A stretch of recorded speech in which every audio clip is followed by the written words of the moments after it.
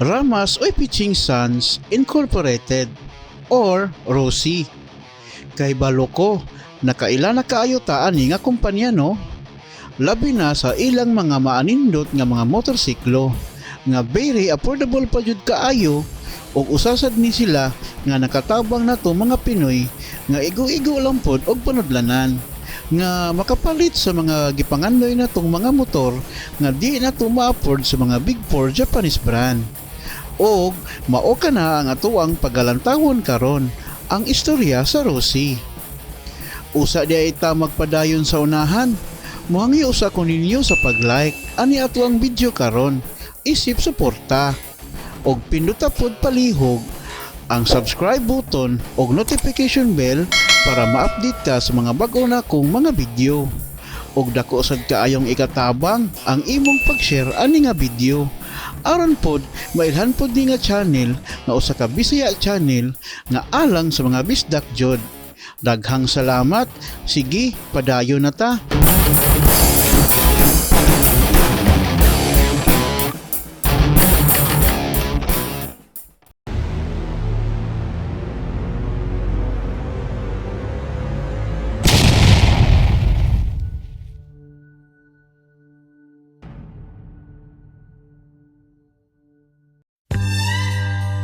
Ang ROSI gasugod kaniadto pang tuig 1954.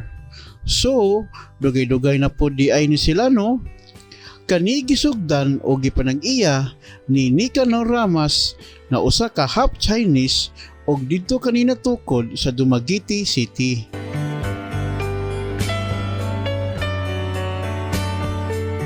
Human sa World War II, diri na sila gasugod sa ilang negosyo.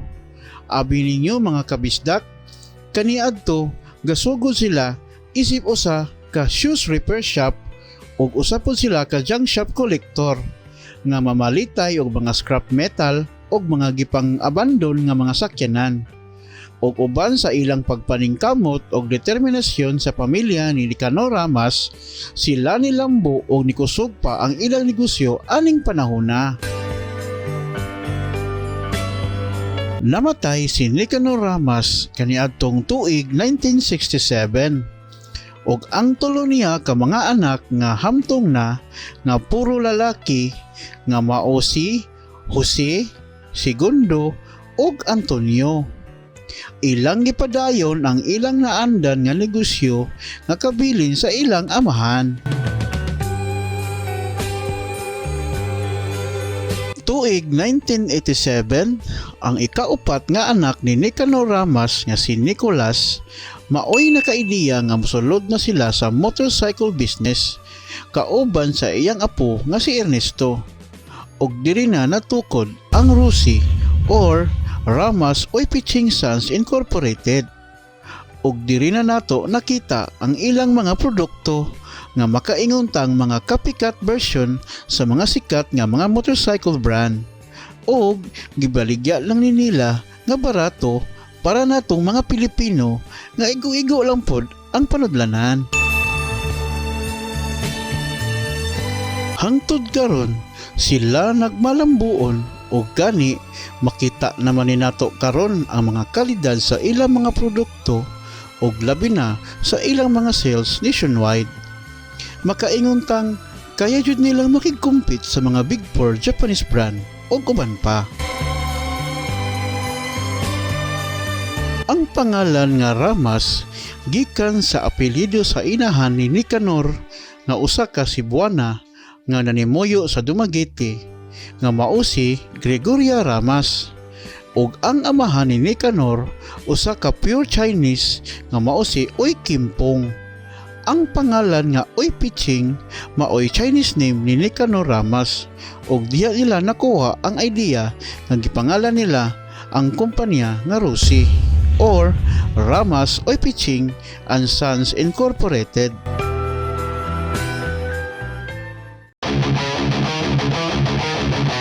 Kamo mga kabisdak nga naay mga ROSI motorcycle diha, i-shout out pod na ang inyong mga experience sa inyong mga ROSI motorcycle ug unsa may inyong ikasulti sa tuwang video na to karon. Istoryahan ta na sa comment section. Salamat sa inyong pagtanaw ug paghatag og oras ani ato ang video karon. Hinaot ko nga naagihapon mo kanunay sa mga umaabot pa natong mga video. Og sa kanunay, alao man pud nako ang inyong mga suporta, labi na kamo mga Bisaya diha. Daghang salamat o God bless.